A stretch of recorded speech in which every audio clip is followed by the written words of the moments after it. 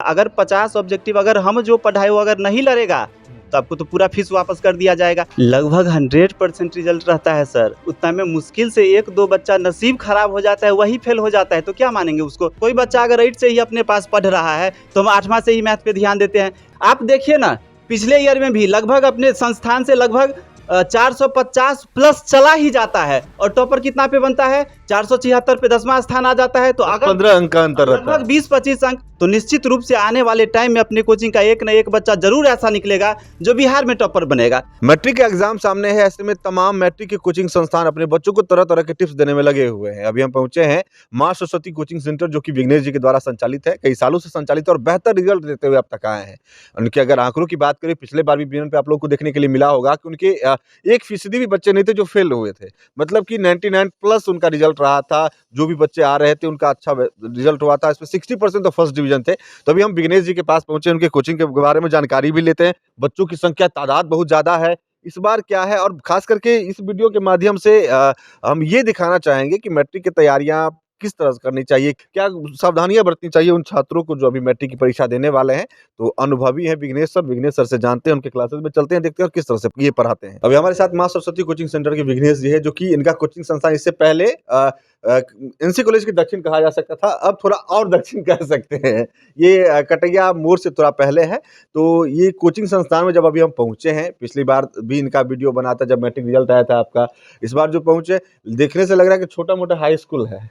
इतने बच्चे, इतने साइकिल है कि, तो पहले तो ये बताइए कितने बच्चे हैं इस बार। लगभग इस बार 90 स्टूडेंट है। और शुरू से ही मेरा तो एक ही कहना है, अगर मान लीजिए कोई भी बच्चा अगर बिहार में टॉप करता है तो बिहार का ही रहता है। हम लोग भी बिहार से हैं। अगर मधुबनी जिला में अगर टॉप करता है तो मधुबनी का ही रहता है। हम लोग भी वहीं से हैं, तो हमारा बच्चा क्यों नहीं कर सकता है। और अगर शुरू से ही अगर हम मेहनत करें तो निश्चित रूप से आने वाले टाइम में अपने कोचिंग का एक न एक बच्चा जरूर ऐसा निकलेगा जो बिहार में टॉपर बनेगा। आप देखिए ना, पिछले ईयर में भी लगभग अपने संस्थान से लगभग 450 प्लस चला ही जाता है और टॉपर कितना पे बनता है, 476 पे 10वां स्थान आ जाता है। तो अगर 15 अंक का अंतर रहता है, लगभग 20-25 अंक प्रत्येक सब्जेक्ट में अगर 5 मार्क अगर बढ़ जाए तो हम लोग भी वहां पे पहुंच सकते हैं।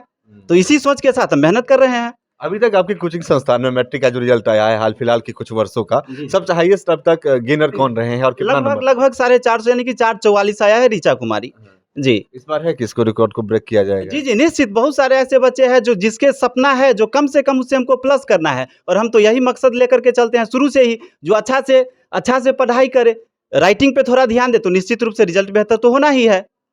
तो खास करके कहा जाता है कि मैथ को लेकर के ज्यादा कॉन्शियस रहते हैं यहाँ के बच्चे। यहाँ पे जो हम संख्या देख रहे हैं उसमें लड़के से ज्यादा लड़कियां दिख रही है।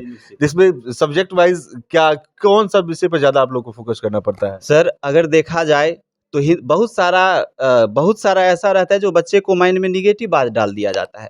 हिंदी है, मैथिली है, इसको पढ़ना ही नहीं चाहिए।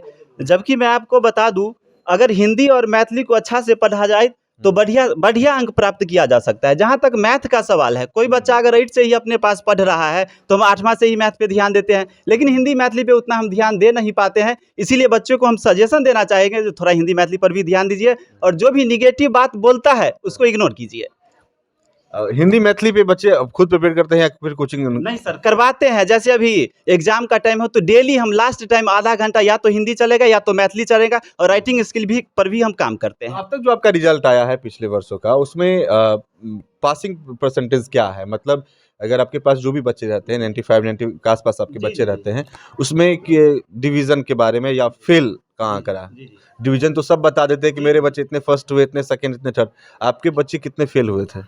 लगभग 100% रिजल्ट रहता है सर। उतना में मुश्किल से 1-2 बच्चा नसीब खराब हो जाता है, वही फेल हो जाता है, तो क्या मानेंगे उसको। लगभग 100% तो हम बोल ही सकते हैं ना। तो फेल क्यों होते हैं? कुछ बच्चे ऐसे रहते हैं, मान लीजिए 10 दिन आएगा गायब हो जाएगा, 15 दिन आएगा गायब हो जाएगा, तो क्या कर सकते हैं हम उसको। मतलब आपके पास अगर 100% प्रेजेंस रहे, 100% तो टीचर का भी नहीं हो पाता है, मानिए कि 60-70% भी अगर प्रेजेंस रहे तो आप ये गारंटी देंगे कि उनका डिवीजन होगा, अच्छे मार्क गेन करेंगे? लगभग कम से कम 350 प्लस ही जाएगा। और बच्चे को भी ये बात हम बोल देते हैं, अगर 80 ऑब्जेक्टिव है साइंस में, सोशल साइंस में, तो 40 ही बनाना है। अगर मैथ में अगर 50 बनाना है, 100 ऑब्जेक्टिव आता है, तो हम तो इतना तक बोल देते हैं, अगर 50 ऑब्जेक्टिव अगर हम जो पढ़ाए वो अगर नहीं लड़ेगा तो आपको तो पूरा फीस वापस कर दिया जाएगा। तो जो थोड़ा अच्छा से पढ़ लेगा तो 350 प्लस क्यों नहीं करेगा, निश्चित रूप से होगा।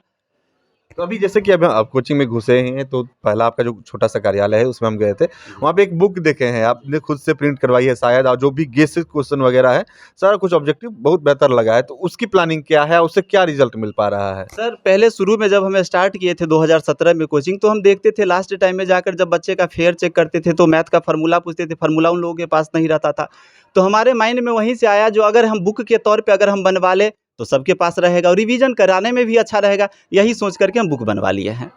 तो इससे फायदा मिल रहा है जी बच्चों जी को? बिल्कुल बिल्कुल निश्चित फायदा मिल रहा ये है। जो बुक प्रिंटेड है मतलब इस सीजन में भी बच्चों को मिलने वाली है? जी, अब देखिए जैसे 1 फरवरी से अपना बैच स्टार्ट होने वाला है, तो जो भी असाइनमेंट यहाँ का है सारा हम तैयार करके रखवा लिए हैं, ताकि ये नहीं जो बैच स्टार्ट हो जाएगा बुक 1 महीना के बाद मिलेगा, वैसा नहीं, पहले से करके रखते हैं सब। तो एग्जाम को लेकर के क्या टिप्स देना चाहेंगे, ना सिर्फ अपने छात्र बच्चों को बल्कि उन बच्चों को भी जो भी दूसरे जगह भी पढ़ रहे हैं? एक शिक्षक के नाते क्या मतलब वो सावधानी बरतें, किस तरह से अपने आप को संयम रखें और अच्छे से अच्छे मार्क गेन करें?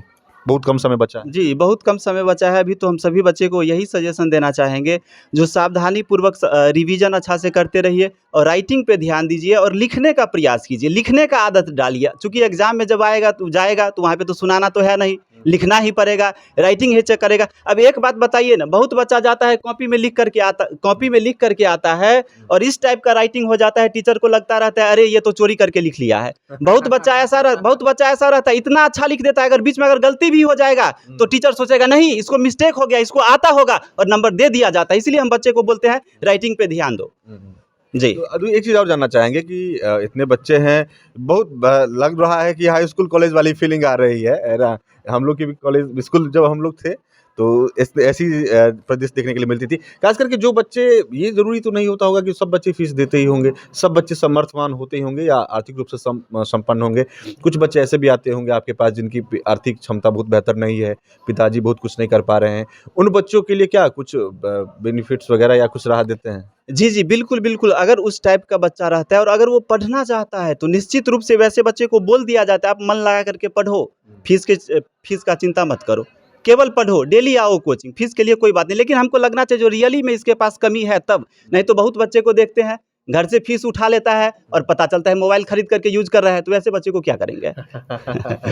सोशल साइंस पढ़ाएँगे और लैंग्वेज वाला सब्जेक्ट जो भी है, हिंदी हो गया, मैथिली हो गया, संस्कृत हो गया, इंग्लिश हो गया, उसके लिए रखेंगे। क्यों?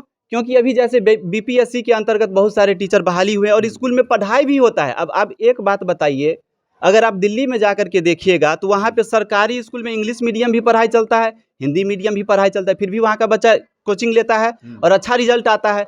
अब बताइए हमारे साथ-साथ अगर स्कूल में भी बच्चा पढ़ करके आएगा तो उसका रिजल्ट बेहतर होगा कि नहीं? हमारे गाँव घर का नाम रोशन होगा कि नहीं? हमारा नाम बढ़ेगा कि नहीं बढ़ेगा? तो हम तो चाहते हैं जो समय से कोचिंग छुट्टी देंगे और स्कूल में भी जा कर के पढ़ो, अच्छा लगेगा हमको भी। तो ये हमारे साथ विघ्नेश जी हैं जो कि माँ सरस्वती कोचिंग सेंटर के संचालक है, कई सालों से मैट्रिक का कोचिंग चला रहे हैं। इस बार भी पूरी तरह से तैयार है और उनके दिमाग में यही चीज़ चल रही है कि ना सिर्फ डिवीज़न लेकर के आएँ, बल्कि ऐसे बच्चों को यहाँ से निकाले जो बिहार के टॉपर बने और बेनीपट्टी इलाके का, इनका पूरे गाँव समाज का नाम रोशन करें। इसी कवायद में आगे बढ़ रहे हैं। बच्चों की संख्या तो ऐसे लग रही है जैसे एक फ़िल्म में कहा जाता है कि जिला क्यों नहीं घोषित कर देते हैं, इतने परिवार रहते हैं, तो इतने बच्चे हैं, इसको हाई स्कूल घोषित कर दिए जाए, इसमें कोई दो मत नहीं, क्योंकि बच्चे बहुत ज़्यादा हैं और बच्चे अनुशासित हैं, पढ़ भी रहे हैं और बाज़ाब्ता टीचर अपने तरफ से मटेरियल भी दे रहे हैं। मैं जब आया हूँ, मैं वो भी आपको विजुअल में दिख रहा होगा कि खुद से बुक प्रिंट करके एक अपना नोट्स बना करके बच्चे को दे रहे हैं, ताकि अगर वो कम समय भी उस पर दे रहे हैं तो अपना रिजल्ट को बेहतर कर सकते हैं। तो कहीं न कहीं विघ्नेश जी जैसे शिक्षकों से उन छात्रों को फ़ायदा मिल रहा है जो आने वाले समय में मैट्रिक की परीक्षा देने वाले हैं या देंगे, जो 8 या 9 क्लास में पढ़ रहे हैं। और ख़ास करके विघ्नेश जी की का कहना ये था कि लोकेशन उनका चेंज हुआ है, क्योंकि पहले एनसी कॉलेज बेनीपट्टी के पास इनका कोचिंग संस्थान था, अब थोड़ा और आगे आ गया है, वो कटैया मोड़ से आप थोड़ा पहले कह सकते हैं। आप आएँगे अगर इस रोड में तो आपको आराम से उनका कोचिंग सेंटर जो दिख जाएगा, अच्छा खासा लोकेशन पे है। और आप चाहते हैं इनसे संपर्क करना या इनके कोचिंग के बारे में, अगर कोई भी छात्र अगर दूसरे कोचिंग संस्थान के भी हैं, कोई टिप्स लेना चाहते हैं सर से, अगर मोटिवेशन लेना चाहते हैं, जानकारी लेना चाहते हैं, तो इनका नंबर आपको डिस्क्रिप्शन बॉक्स में मिल जाएगा। बात करिए और अच्छे से एग्जाम की तैयारी कीजिए, रिजल्ट लाइए और क्षेत्र का नाम रोशन कीजिए। फिलहाल इस वक्त के लिए इतना ही। आप देखते रहे BNN न्यूज। धन्यवाद। अब बेनीपट्टी में झोला प्रिंटिंग की फैक्ट्री, जहां कम खर्च में क्वालिटी वाले झोले बनाए जाते हैं। EMI पर भी यहां से माल ऑन टाइम डिलीवरी ले जा सकते हैं। साथ ही लड़की की शादी में यहां मिलता है मुफ्त में झोला। तो आज ही संपर्क करें श्याम एंटरप्राइजेज, बेनीपट्टी, बेटा बाजार, नियर ग्रामीण बैंक।